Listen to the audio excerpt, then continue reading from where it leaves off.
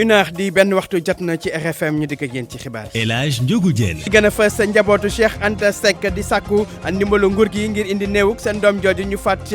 Limoges te réewum France bëgg nañ tam yoon leeral mbir mi tey ci ngoon lay am ndajeb conseil d'administration bi UPRES gannaaw coow li jipp ci palug directeur bu bees bi retraités yi ñoom di naqaru coow loolu nee nañ leen mook moo leen soxal mooy nekkin mu gën a jàppandi pour ñoom retraités yi reportage yu Koumba Sandiane Faye ci xibaar yi mbirum fas wi ñu fees wi ñu gis ca Technopole jur tiitaange ci askan wi ci banlieue bi ñuy bàyyi xel bu baax a baax yàpp yu ni jënd préfet bu Pikine moom di leeral ne jënd nañ si matuwaay yëpp ngir bañ ñu jaay yàpp fas woowule waa Pastef xamle ne bokkuñu ci ñuy wote manifester ci buntu assemblée nationale ajjuma bu ñuy càmbar mbirum 94 milliards yi Ousmane Sonko ak ñoom ne leen rek mu leen soxal mooy yoon def liggéeyam ci mbir moomu. xibaaru bitim réew Ajaratu Binta Diallo lañ ci àndal Adja ñu ngi lay nuyu. maa ngi lay fay bu baax Alaaji Ndiogu dialogue politique bi door ëllëg ca Bénin ci ñàkk déggoo opposition ba foofa di waaj a def itam lu ñuy wax contre dialogue politique ana ñan ñoo rey ka nekkoon président bu Burundi tontu luy gannaaw procès boobu Melchior Ndadaye bi door démb ca Gitega nekk léegi capitalu Burundi. ba ci kanam ci yaatal gi buñ ci noppee tàggat yaram maa ngi ceeg Cheikh Tidiane Diagne sëñ Cheikh ñu ngi lay nuyu. maa ngi lay fay Alaaji Ndiogou Diène wàllum football danañ ko daal di waxtaanee ak coow li nga xamante ni moo am ci diggante génération foot ak ñii di waa Zamalek ni ki démb la CAF kon bokk daal di jël dogal ni match gi danañ ko joué waat waa génération foot nag ñoom nee nañu foog ñu waxtaan ak seen avocat ngir mën a joxe li nga xamante ni daal moo di seen position officielle tournoi IFOA itam danañ ko daal di waxtaanee tey jii ci ngoon ca Thiès stade Lat Dior Sénégal dana fa tase ak ñii di waa Mali ngir gagné ticketam ci wàllu final di ngeen ko mën a déglu itam en direct ci rajo Futurs Médias ni ki noonu itam ëllëg waxtu yi diggante Sénégal ak ñi di waa Brésil danañ ko daal di kon bokk amal en direct ci rajo Futurs Médias. ba ci kanam ci yaatal gi sëñ Cheikh buñ ci noppee tàggat yaram buñ ci noppee reportage safar tey nag ñuy waxtaanee njaayum xasayid yi njaayum téere xasayid yi jamono ji muy dox bu baax a baax jëm ci wàccaayu màggal gi li ci yéen kaay lañ ciy teg jeexalee ak gis-gis ñuy waxtaan tey wàllum saytu ko di bilan plan Orsec gannaaw bi ñu ko fi tëralee ngir xeex mbënd yi woon ci diwaanu Ndakaaru mu nekk li gën a fës ci xibaar yi ne su dinañ ci ay faram-fàcce.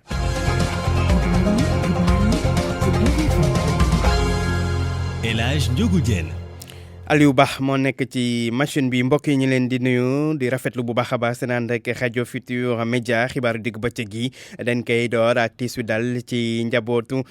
Seck dëkk ca unité 19 Parcelles Assainies li ko waral moo di ne kenn ci seen i doom di Cheikh Anta Seck ñu gën ko xam ci turu si di Gawane moom nag dañ ko daal di jam mu daal di faatu ca Brive nekk ca Limoges France ay njabootam nag li ñu bëgg mooy kilifay Sénégal dimbale ñu mën a indi néew bi am na sax ay doomu Sénégal yu nekk foofu ca Limoges tàmbali leen di ket ngir mën a indi néew bi ñi nga xamante ne ñooy njaboot gi tam bëgg ñu daal di leeral mbir ya na mu demee ci seen doom jooju ñu faat moom Cheikh Anta Seck leeral yi kanaaw sax. lu ëpp fukki at a ngi nii Cheikh Anta Seck jóge woon Dakar wutali France weeru décembre gi ñu dëgmal la waroon dellu si waat Sénégal ngir gisewaat ak i mbokkam waaye yàlla dogale neneen Wuli Seck nekk rakk ci moom. neexul nga tukki say waajur nelaw sa ginnaaw neexul nga bëgg a ñëw ziyaare leen ngay waaj ñaari weer rek a desoon ci mu ñëw ñu def ko jëf ji donc naqar beeg tiis bi daal moo ci ëpp.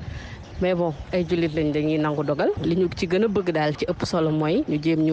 rapatrier corps bi ñu denc ko Daaru Salaam ni mu ko souhaité woon rek. bu weesu rapatriement néew gi njaboot gi lu muy sàkku itam mooy justice def liggéeyam ni mu waree ndax anam yi ñu ko faat moo metti Woli Seck. nañu wax lan moo tax mu def ko ba pare nag justice bi il faut que ñu teg ko ay daan yu metti même si du indi suñu frère mais au moins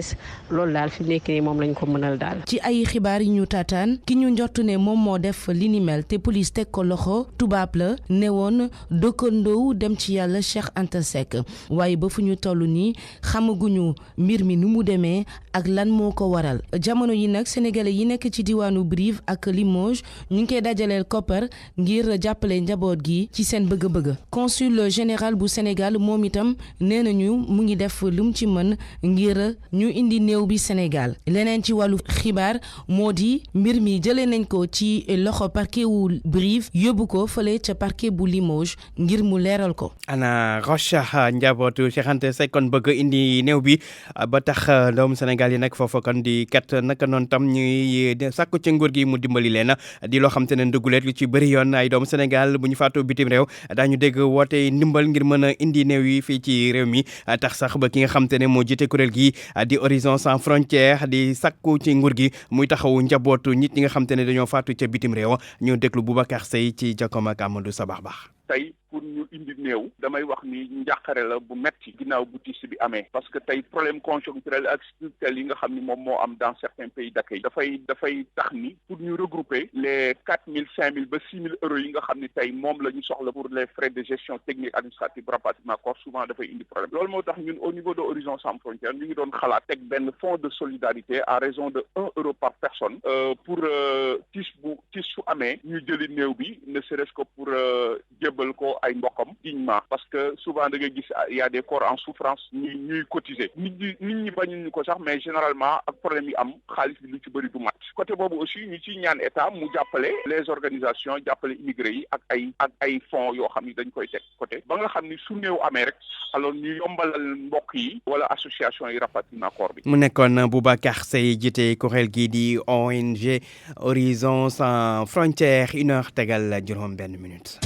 RFM rajo askan wi. wéy ci xibaar yi wax ci leneen di nag lenn ci miiru Stade Assane Diouf ci Rebeuss boo xam te ne tey jii ci suba dañ ko toj waa Descos ak Ageroute ñoo def li ñu mel li ko waral moo ci ne miir bi neneen dafa débordé ci tali bi corniche bi te loolu nag mënuñu ko nangum ki nga xamante ni mooy directeur régional bu Ageroute Dakar sax di sàkkum ci ñi nga xamante ni seen i tabax dafa débordé yëpp ñu daal di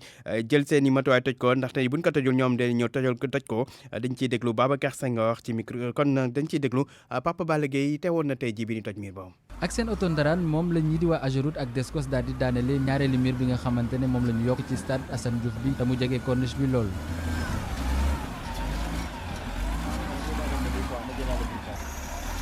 gannaaw ay sommation yu bari yoo xamante ne jot nañu ko yónnee ki nga xam ne mooy promoteur projet Kawsara bile Ageroute nag muy xamle ne dafa daal di jël responsabilité am suñu sukkandikoo ci kii di Babacar Senghor moom moo nekk directeur régional Ageroute bu Dakar. ñun dañu constaté que ne commencé na tabax muram mais soo xoolee mur bu njëkk mur li mu stade bu njëkk bi ak mur bi muy tabax tey am na quand même benn décalement boo xam ne ëpp na 2 mètres. waaw te loolu yëpp dañ ko jël ci emprise du tali bi. waaw moo waral tey suñu action bi ñu ñëw vraiment pour mën a rétablir les faits démolir li ñuy démolir joxoon nañ ko sommation procédure bi yëpp respecté nañ ko tey dañu ñëw rek vraiment pour appliquer li nga xam ne loi may nañu ko muy que quand même nit ñi mën a respecté emprise yi nga xam ne moom la ñu définir. ay yokku mur wala sax tabax foo xamante ne waruñu faa tabax loolee mu doon loo xam ne dañ koy faral di nemmeeku lu bari ci biir Ndakaar ak lu ko wër loolee tax nag directeur régional bu Ageroute bi muy artu tey xamle ne daañu teg ay daan képp koo xamante ne def na lu li mel. mais damay lancer appel rek pour dire que vraiment ñi nga xam ne tey ñoo nekk ci yoon boobu que ne ay daan mën na leen ci fekk mooy que ne non seulement mën nañ leen topp ci justice mais également su démolition war a am frais yi nga xam ne tey moom la ñu war a mobiliser pour mën ko démolir loolu dañ leen koy imputer. jamono ji nag ñu taxaw temm ba nga xamante ne dem beeg dikk bi dina gën a yomb ci yoon yi waaye tamit fexe ba ñu respecter loi ci lépp li nga xamante ne moom moo jëm ci wàllum tabax ñi nga xam ne ñuy kilifa yi nag ñuy xamle ne daanaka dañ jël seen bépp matukaay ngir fexe ba loolee dootu fi amati. Papa Balla Gueye conseil d'administration bu kër retraité gi di presse di daje tey jii ci ngoon lay doon di ndaje boo xam te ne dañ koy bàyyi xel bu baax li ko waral mooy coow li jëpp gannaaw bi njiitu réew mi tabbee Amadou Lamine Dieng directeur général buy presse ci conseil des ministres bi amoon àllarba bi ñu weesu waaye dogal boobu nag syndicaliste yu kër ga ànduñu ci ñoom nag dañoo gis ne dañoo jalgati sart yi wax ne conseil d'administration war a tànn directeur général bu IPRES tax sax boobu jot leen noonu dalal moom njiitu réew mi ñii di syndicaliste yu IPRES ci xibaar nee na nag day dellu gannaaw ci dogal bi mu jëloon ci ne dañuy tabb Amadou Lamine Dieng directeur général bu IPRES kon day bàyyi conseil d'administration bi daal di tànn coow loolu nag di lëmbee fan yi ci IPRES nekk lu soxal lool ñi nga xamante ne ñooy retraité yi ndaxte IPRES retraité yi moo ko tax a jóg ñoom nag ñaawlu nañ ko nee nañ du dara lu may ay mbirum politique ak jugal ma toog ñoom li leen soxal mooy nekkinu retraité yi gën a jàppale ci réew mi loolu rek mooy seen yitte reportage ku ma Sadiane Faye. ca direction bu solde du benn à la traité buñ fa fekk ñu xamal ñu ne dossier ñooñee direction annexe ba fare ca point E moo koy toppatoo.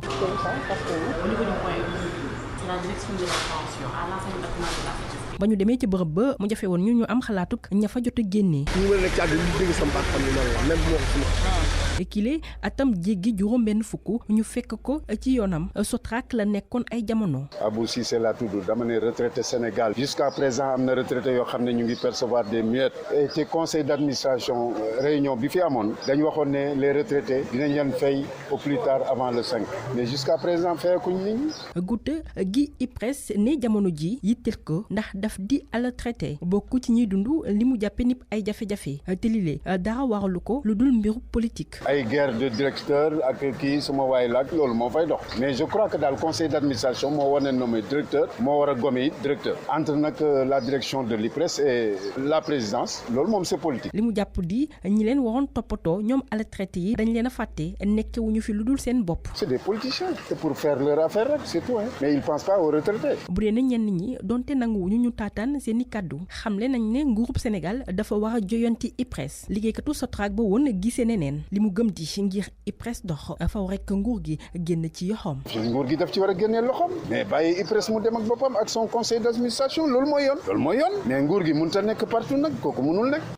kon reportage Kumba Sandiane Faye wax ci bopp fas ak deru fas yoo xamante ne dañ ko gis ñu fees ko yóbbu yàpp wa bàyyi fa bopp ba kon ak deru yi loolu nag semaine bii la woon ca Technopole laaj bi nag dina ndax yàpp woowu dañ ko dugal ci marché bi jaay ko am déet ak lu mën a xew ñi nga xamante ne nag ñooy nit ñi seen xel tey na ci ñu bëri nag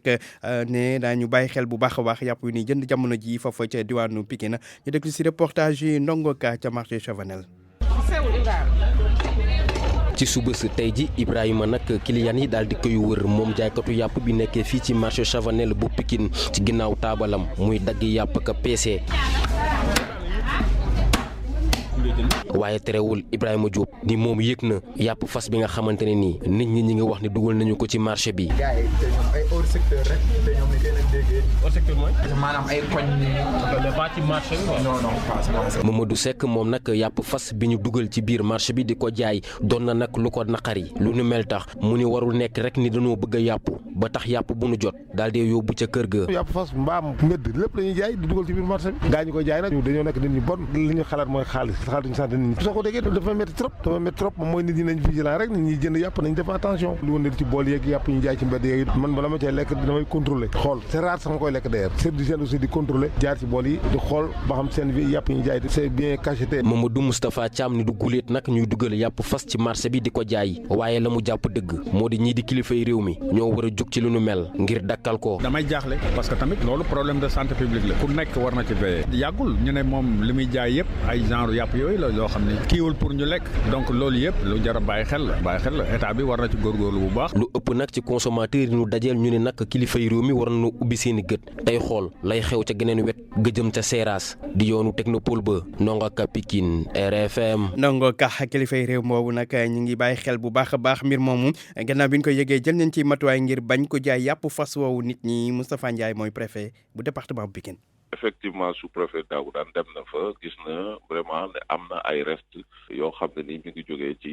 fas bu ñu rey ba pare yóbbu yàpp bi bàyyi fi bopp ak der bi loolu aussi bi ñu ko yëgee mu nekk information confirmée dañoo alerter service yi nga xam ne ni ñooy liggéey ak man ci wàllu élevage service hygiène et également police pour rapidement ñu def benn dispositif maanaam wër marché yi wa service de l'élevage ak service d'hygiène ak police wër marché yëpp déjà pour contrôler pour prospecter pour def ay tournées xool ndaxam viande boobu ñu ngi ci étalu marché yu waaw wala déet mais pour le moment signalé guñ ñu fenn parce que amagul benn saisie signalé guñ ñu ne fenn fekk nañ fa yàpp fas boobu te ñi ngi continuer service élevage aussi yu nekk Dakar ministère envoyé na mission moom tamit mu ñëw appuyer service élevage yi nekk déconcentré fii au niveau de Pikine donc pour le moment daal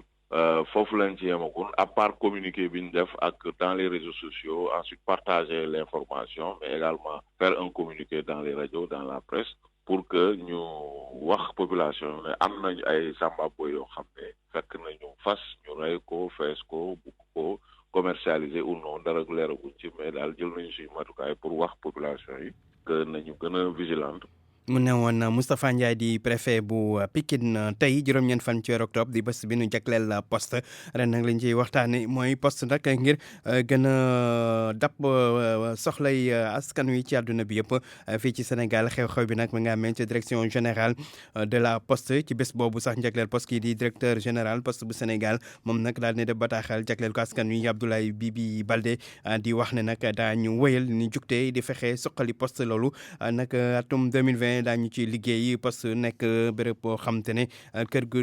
naat te xarañ lay doon jërë beneen bés bu ñuy màggal tey ji tamit juróom-ñeent fan ci octobre di bés bi ñu jagleel wàllum laago di bés boo xam te ne wuute na ak beneen bés bi ñu jagleel way laago yi di ñu koy màggal ñett fan ci weer décembre ana lan moo waral ak lan moo wutalee ñaari bés yooyu ñu jagleel way laago yi ci àdduna bi ak lu mën a xew kuréel yi nga xam te ne ñooy xeexal way laago yi di ci profité nag ngir wax jafe-jafe yoo xam te ne bëgg nañ ko ci ni saafara Nafissatou Sylla 9 octobre ak 3 décembre bokk ci date yi nga xamante ne dañ ciy màggal ñiy dund ak way laago ci àdduna bi mu doon ay date yoo xamante ne naam ñoo bokk jubluwaaye waaye ñi leen sos wuute loolu te loolee sooful benn yoon kii di Yatma Fall di président fédération sénégalaise association yu tënk nit ñi dund ak way laago. bari na nag ay journée yoo xam ne dañ koy jagleel way laago yi waaye bi nga xam ne ñun moom lañ jàpp moom la ñu célébrer fii ci Sénégal di ko célébrer ci àddina bi yëpp mooy le 3 décembre mooy journée mondiale des personnes handicapées te loolu Nations Unies ci boppam moo ko déclaré le 9 octobre effectivement am na ay organisation yoo xam ni à travers le monde ñu ngi dinañ célébrer handicap am na organisation mu mel ni handicap international te tudd léegi humanité inclusion ñooñu par exemple dañuy faral di soutenir yu jàppale journée boobu ak yeneen organisation yu mel ni moom. 9 octobre naam du ci àdduna bi yépp la ñu koy màggal waaye doon na occasion nga ngir ñi dund ak way laago ñu daal di saytuwaat bu baax seen nekkin fii ci Sénégal lu soxal loi d'orientation sociale bi ba tey noppeeguñu ci donte ay jéego nag def nañ ko ci bànqaas bi gis ni am na yu bëri yu des rawatina ci lu soxal carte d'égalité des chances bi. carte boobu effectivement samp nañ ko depuis 2015 tey jii juróom fukki junniy handicapé ci réew mi am nañu carte boobu carte bi tam boo ko amee dafa la war a yombalal waaye jafe-jafe yi ñu ci gis dafa am ñaar carte bi dafa war a yombal service yëpp mais boo xoolee service yëpp yombaguñu ci handicapé yi dañuy gis ne way laago yi toll nañ ci lu ëpp 1 million jëm 3 millions de personnes ci réew mi loolu lim bu takku la boo xam ne bu fekkee ci ñetti at 50,000 cartes rek nga leen defaral loolu mooy kaña la ñuy matal. bu ñu jëlee askan wi ci àdduna bi téeméer boo jël fukk ak juróom yi ngi dund ak way laago mu doon lim bu am solo bu ñu war a gën di fulaala di def ay jéego. Nafissatou Sylla bañ a nag déclaré xale yi nekk jafe-jafe ba léegi ca diwaanu Tamba ngir nag saafara lu ni mel ki nga xam te ne mooy président tribunal bu Tamba moom di amal ay audience foraine su ko defee élèves yi ak ñeneen mën a am ay kayitu juddu nee na nag lu toll ci téeméer ak ñaar fukk ci nit jot na leen defalal extrait de naissance ci audience foraine yooyu lay Moussa Omar Gueye. ci diwaanu Tambacounda bare ne tout tànk yoo xam ni ci jamono ji kenn bindu leen ngir ñu am kayitu juddu mu nekk benn situation boo xam ni kii di président tribunal d'instance bi nekk ci département bu Tambacounda Mbacké Kane daanaka da koy ñaawlu ci noonu nag mu jël ay pexe ngir amal li ñu naan ay audience foraine kii di Abdou Karim Sané nekk directeur centre énergie solaire cercle des amis de Tambacounda yi nekk fële ca Allemagne moom nag daal dina jël ay pexe ba lu toll ci téeméer ak ñaar fukki nit jàppale nañ leen ñu am tey ji ay kayitu judd. mooy le 14 juillet àndoon naa fi woon ak président du tribunal monsieur Kane ak greffier bi monsieur Talla et ba ñu fexe ba bind 120 nit yoo xam ne amuñu woon kayitu juddu et tey jii nag ñoom la ñuy jox kayitu juddu yi ak ñoo xam ne jot nañ leen jàngal maanaam seen làkk muy pulaar ba war leen jox tey jii seen attestation. waaw wàllum tàggam yaram ndax njàng ak tàggam yaram dafa ànd ndax xale yi suñu xëyee am lu ñuy def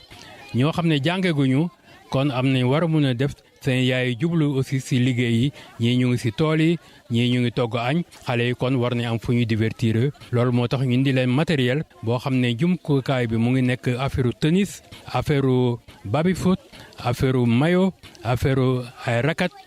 donc loolu lañ fi indi. kii di chef de village bu Saare Ngay Ba nekk ci Mayeldi bi nekk ci commune bu Sinthiou Malem nee na bu sañoon nag ci jamono ji gannaaw tout tànk yu bëri wutal nañ leen ay kayitu juddu ñu fexe daal leen ibbil benn école fi nga xam ne mooy ci Saare Ngay Ba nekk benn village boo xam ne diggam ak commune bu Tambacounda toll na ci fukki kilomètre Moussa Omar Gueye Tambacounda rajo Futur Média.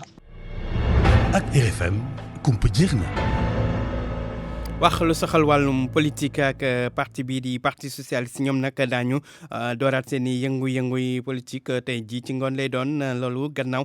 génn kàdduna seen njiit li woon di Ousmane Tanor Dieng te nag daañu amal ndaje secrétariat exécutif national di ndaje boo xam te ne dañ koy yaatal boole ci li lëkkoo yi naka noonu tam député yi ñu bokk ci conseil économique social et environnemental naka noonu tam ñu bokk ci au conseil des collectivités territoriales bu ñu sukkandikoo nag ci xibaar ndaje bi nag daañu ci waxtaanee tolluwaayu parti bi naka nam ëllëgu parti bi di ndaje boo xamante ne ki ko nar a jiite mooy Aminata Mbengue Ndiaye nekk secrétaire général adjointe bu PS moom moo nar a jiite kon ndaje seen boobu ñu amal tey ci ngoon na des ba léegi ci wàllum politique assemblée nationale nag àjjuma ñu war a amal ndaje di plénière lañ fay waxtaanee di coppite yi nar a am ci règlement intérieur bu assemblée bi naka noonu tam lii di mbirum 94 milliards yi nga xamante ne daal jur na ca Ousmane Sonko di tumal Mamour Diallo newoon fi directeur des Nouvelles de ko lubal ci mbir moom sa mbirum 94 milliards yooyu ak coow li mu ci jur jamono ji tax ba ay nit jug ne dañuy manifester gannaaw suba ajjuma ca kanamu assemblée nationale loolu nag waa Pastef xam ne ñoom seen yoon nekku ci manifester wuñu leen rek moo leen yitteel jamono ji mooy plainte yi nga xam te ne jébbal nañ ko yoon def ci liggéeyam ba mu mat sëkk ki xam ne lu ni mel mooy Birame Souleye Diop moom mooy administrateur bu parti Pastef bu Ousmane Sonko moo doonoon tey gan ak RFM matin. dem nañ ñaar fukki fan ak benn bi ñu ko déposé ak léegi amul tontu parce que il faut que ñu wax ñu les frais yi ñuy def pour que procédure bi ñu mën koo lié yeew ko pour mën ko atte loolu waxaguñ ñu ko donc moo tax ñun suñu wàllu bopp ñu ne jaroon na ñu wax ci informer nit ñi bu fekkee aussi li ñuy wax noonu dina tax tamit le doyen des juges ubbi dossier bi tamit danañ ko taxawee. effectivement avocat yi dañ leen wax ne buñ ko def loolu aussi li ma ci bëgg a wax rek mooy duñ ko bañ. parce que seen liggéey dafa am nu muy doxee dafa am cër boo xam ne dañ koy jox mag ak seen i kilifa biñ leen ne teg leen ko ci suuf ñoom teg nañ ko ci suuf ndax ki ko war a wax moo ko wax ndax anam bi ñu ko war a waxee lañ ko waxee kooku moom mënuñu ci avancer lu sori mais li wóor te mooy fan yi ñëw ñoom dinañ tegaat loolu ndax lan conférence boobu nekkul ni dafa war ñu jaar ci ñu leen koy may ñu koy def dañoo war a yëglu ci kanam bâtonnier bi pour donner des informations sur yan plainte lañ déposé auprès de qui ça a été déposé loolu da lañ doon jóg pour wax ko loolu la lañ leen tere waaye fan yu ñëw daañu demaat ci kanam bâtonnier ne ko lii lañ bëgg a def fii la ñuy yem seet ndax bâtonnier di leen ko tere am naa yaakaar ni bâtonnier di leen ko tere. ndax woote ñuy woote ngir nit ñi ñëw manifester ajuma ci kanam assemblée nationale ay woote Pastef la. amul benn responsable Pastef bu woote pour vendredi amul benn responsable Pastef boo ko def maintenant nag sénégalais bu yeewu jàpp ni la ñuy def fële ça te regarde à un niveau individuel boo fa doxee dem yaa fa doxal demal fa sa bopp. bi ñu ko waxee moom dafa ni c'est pas le moment di jóg dem assemblée nationale parce que y a rien là-bas bu fa kenn teg tànkam loolu wax donc mbir mi jeex na. RFM bitim réew. xibaaru bitim réew Adjaratou Binta Diallo lañ ci àndal dox ko ak Bénin foofu nag coow diggante dialogue ak ñàkk dialogue. waaw ndax nag ki nga xam ne mooy président bu Bénin Patrice Talon dafa prier juróom-ñeenti parti politique yi bokk ci opposition bi ñoom kott nag la tànn daal di leen invité ci dialogue politique bi nga xam ne ëllëg la war a door foofu ca Cotonou moo tax yeneen parti opposition yi ñoom tam nee nañu dañuy organiser benn contre dialogue démb nag la ñu dajee ci kër ka fa nekkoon président de la République foofu ca bu Bénin ñu koy wax Nicéphore Soglo leeral yeeg Daouda Diouf. ci réewum Bénin li ñu fa jàpp mooy njiitu réew ma ki ñuy wax Patrice Talon man dafa am ndaje moo xamante ne daf ko woote diggante ñi nga xamante ne ñooy pour présidence bi ak tamit ñu nekk ci kujje gi wante nag kujje gi ëpp doole ca réewum Bénin woon nañ ginnaaw li nga xamante mooy ndaje mi ndaxte ñoom dañoo daje taxawal seen kuréel goo xamante dañ ko tuddee opposition significative te ndaje ma nag moom sax ñoom ñi nga xamante ne kujje ga lañ nekk dañ ko amal ci Cotonou ñetti fan lay doon danañ nag li ñu fas yéene waxtaane moom mooy xool doxalin bi nga xamante ne Patrice Talon njiitu réew Bénin mu ngi koy def ndaje moom ñetti fan lay am te ki koy jiite nag nekk Nicéphore Soglo nekkoon président ci réew ma ñu gis nag ñoom danañu taxawal xool naka daal lañ mën a def pour jàmm am ci réewum Bénin xool tamit naka lañ mën a def pour juboo ci loolu sax ñi nga xamante ne ñooy kujje gi foofu nee nañ nag ki nga xamante ne moom mooy njiitu réewu Bénin ni de Patrice Talon war na nag roy ci président bu Sénégal bu Macky Sall bi nga xamante ne jot naa juboo ak opposition bi ñu jàpp ne nag ka fa nekkoon njiitu réew di Boni Yaya moom dina bokk sax ci ndaje mi nga xamante ne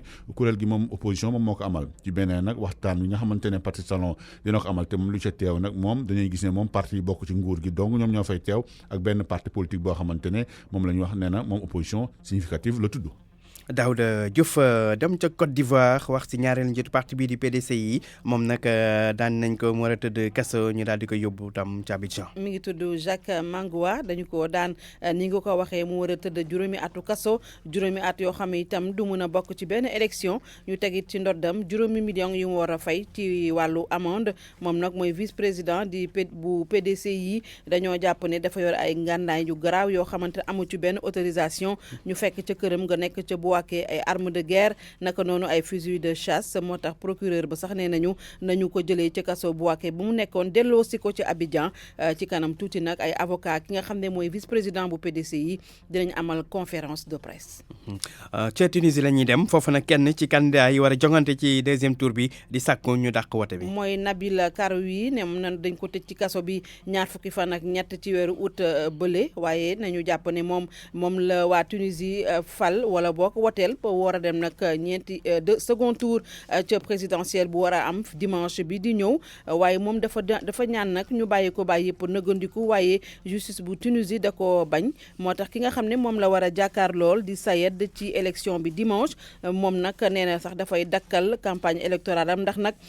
moom ki mu war a jàkkaar lool amul opportunité moom itamit def campagne ndax dafa nekk ci kaso bi ñu jàpp ne second tour élection présidentielle ca Tunisie dina am dimanche bi te tribunal administratif bi nag réagiragul ci ñaan report second tour bi nga xam ni Nabil Karoui daal dina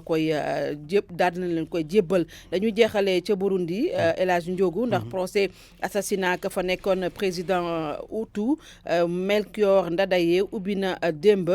ñi nga xamante ne jàpp nañ ne ñoom ñoo ko boom bokk na ca ñeenti haut gradé bu armée ba fa nekkoon minorité ba yëpp nag ay Tutsi lañu premier président démocratiquement élu bu Burundi ñi ngi ko boom ñaar fukki fan ak benn ci weeru octobre 1993. jaajëf Adjaratou. RFM Sport. yegg si léegi ci xibaaru tàggat yaram ànd ceeg Cheikh Tidiane Diagne sëñ Cheikh dañuy door ak coow li dox diggante Zamalek ak Génération Foot CAF daan na ci addu. waaw niki démb la ñu daal di kon bokk jël dogal ni jongante googu danañ ko daal di amalaat ñaar fukki fan ak ñeent ci weeru octobre bi foofu la ca Caire loolu ñeel lii di 16e de finale retour Ligue africaine des clubs champions waa Génération Foot nag ñoom gannaaw bu ñu jokkoo ak ñoom la ñu xam ne li moo di danañu waxtaan seen biir waxtaan ak ñi nga xam ne ñoo di seen avocat su boobaa daal dañu joxe li nga xam te ne daal moo di seen position officielle ñu déglu ko yor bu mu jokkoo ba ci Génération Foot di Talla Fall. On a pris connaissance et puis là maintenant on va se concerter avec sunu ñi nga xam ne mooy sunu avocat yi nga xam ne moom lañ ci àndal muy maître Ndiaga Dabo et puis ak maître Moussa Sarr donc ak membre bureau Génération Foot yëpp yi ci nekk dinañu waxtaan sunu biir dinañu diisoo et puis dinañu xool ban conduite la ñuy am après ci bataaxal bi nga xam ne moom la ñu jot te moom la ñëpp doon xaar donc li ci des nag après bu ñuy waxtaanee yaakaar naa ne dinañu am benn position commune bi nga xam ne dinañu mën a def une sortie officielle et puis xamal nit ñi aussi tamit ñëpp ak ñu doon déglu te ne lii mooy position Génération Foot mais dafa fekk aussi tamit dañu war a waxtaan parce que du doon loo xam ne aussi tamit da ngay jël rek tëb ni dañuy def lii wala dañuy def lële dañuy waxtaan suñu biir ci ay comme ay kilifa ak ay mag ñu toogal ñu doon waxtaanal après dinañu jël décision boo xam ne mooy décision bu officielle bu Génération Foot. voilà mi ngi noonu kon bokk Talla Fall yore bu mu jokkoo ci biir Génération Foot ñoom ñàkkul nii lu yàggul dara danañ joxe kon bokk seen position officielle ci mbir mi ci ni ñu ko waxee Alaaji. football ba léegi ñu wax bi yoon ci tournoi IFOA bi am ca Stade Lat Dior bu Thiès Sénégal di jouer demi-finale tey. waaw ni ki tey ci bu 20h jotee digganteem ak Mali di ngeen ko mën a déglu itam en direct ci rajo Futurs Médias ni ki démb Ghana moom moo njëkk a qualifié ci finale gannaaw ba mu amee ndam gu yaa ci digganteem ak ñi di waa Côte d'Ivoire gannaaw googule jongante ñaari entraîneur yëkkati nañu seen kàddu ci micro Cheikh Anta Diop dañuy daal di déglu entraîneur bu Ghana di Konadu Maxwell. waaw gis nañu ni tournoi bi lu muy gën di dem rek équipe bi di gën a progressé te loolu day firndeel ni daal que liggéey bi ñuy def baax na man nag personnellement daanaka juróom-benn at ngi nii ma nekk ci équipe bi te liggéey bu mucc ayib la ñu daal di def gis nañu nag équipe bi nag moo ngi progressé ba qualifié nañu final léegi nag li des ba des rek moo di ñu mottali liggéey bi.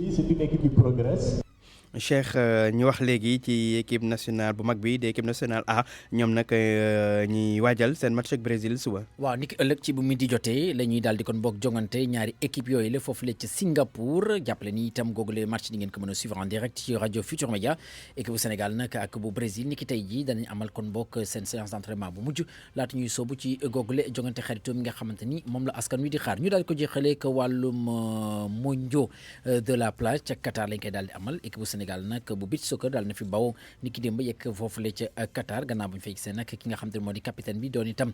góolu équipe bi di Alseyni Ndiaye am na ay kàddu yi nga xam te daal yëkkati na ko ci lu jëm ci ambition Sénégal ci googule tournoi ñu déglu ko ci waxtaan mu jot a seq ak Soda Thiam. yegg nañ si jàmm alhamdulilah yoon bi guddoon na trop mais sant yàlla bi ñu yegg si jàmm mais fu mu nekk nii nag léegi nag dañuy jéem a concentré wu nag parce que match yi mu ngi waaj a commencé donc ñu ngi waajal suñu match bi suñu premier match vendredi contre Paraguay nga xam ne suñu poule bi du yomb parce que Ukraine lañ bokkal poule ak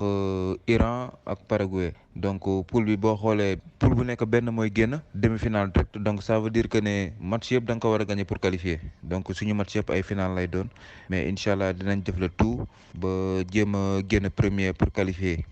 suñu objectif nag moom du changer mooy def le tout ba indil Sénégal benn raay incha allahu rabbi. jàppale nag yëf yi danañ ko daal di door ni ki fukki fan ak benn ci weer wi laata ñu koy jeexal 16 octobre. bu loolu weesoo Sénégal dina bokk ci li nga xamante ni daal moo di mondial bu beach soccer bu FIFA di organisé loolu nag dinañ ko daal di amal ci njeexitalu weeru novembre bi di ñu dëgmal incha allah. ñoom de déggoon nañ leen keroog ñuy ñaxtu waa beach soccer yi équipe nationale bi. di wax ay jafe-jafe yu ñu jànkonte woon ba meroon. ba saafara nañ seen sawar. waaw loolu moom ña ngi ca doon wax. ci lu jëm ci wàllum prime de participation yi te la ñu xamle woon moo di dafa ci mbir mi nga xamante ni ci par rapport ak gile compétition fédération sénégalaise bu football moo war a jël li nga xamante ni moo di en charge ci mbir moomule waaye ci lu jëm ci wàllu coupe du monde bi fédération sénégalaise bu football moom mi nga xam moom moo yor beach soccer bi ñoom dañuy engagé wu kon bokk jël leen en charge ndax loolu bokk na ci li nga xamante ni moom lañ leen daal di sant waaye ci lu jëm ci programme bi nga xamante moom lañ daal di dem di jeux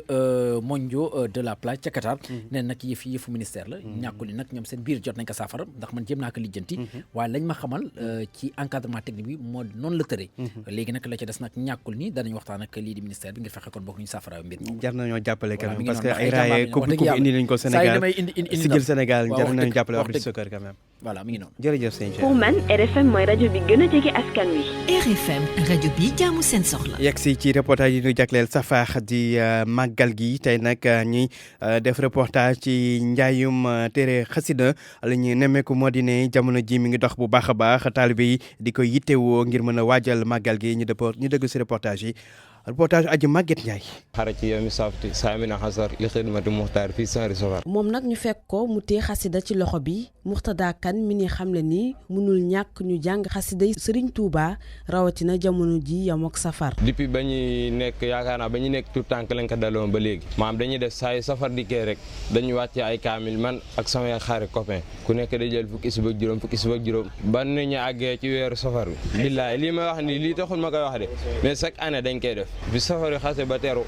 dañ fi wàccee ay kaamil ba bisu màggal Tuubaa ba xasida yi nag bokk na ci murid yi gën a taamu jamono ji jaaykatu xasida bi dinu xamle ni xasida yi muy jaay bokkul te njëg bu client bi bëgg am na fi màggal gi sant la ak bernde ak jaamu yàlla xasida yi sëñ bi da koo catégorisé am na yoo xam da koo def ci tagg yonent bi sallallahu alayhi wa sallam muy ay salaatu ala nabi am na yoo xam ne ay amdaahiya am na yoo xam ne ay istixfaar la am na yoo xam ne ay salaatu ala nabi la kon xasida yi catégorie yëpp murid yi dañ koy jënd kenn ku nekk fànn ga nga yittewoo rek ci ngay def ay gëstu jëm ko ci bis bi waaye màggal ak xasida yi ñoo ànd xasida yi ak murid gi tamit ñoo ànd benn mënu ci dem bàyyi sa borom njàngum téere bi nag laaj na sell ak sellal gi rek moo ci am solo ndax nit ki moom lépp lu muy def da rek te sellalu ko rek wala liwu ko rek maanaam pour mu gis si njariñ la rek day xaw a jafe loolu ci moom ndax bari na ñoo xamante ni chaque jour ñu ngi yëngu di jàng xasida di lii te gis ñu benn avantage ñoom te fekk na te nañ koy utiliser wala te nañ koy defee la ndax yonent bi dana ana saafara mi imaan set bokk na ci ngëm yàlla benn semaine rek des ci màggal gi jaaykatu xasida yi ñoom ñi wax ni ñi ngi siy génn bu baax te ñi ngi yaakaar njaay mi dina dox ci ni mu waree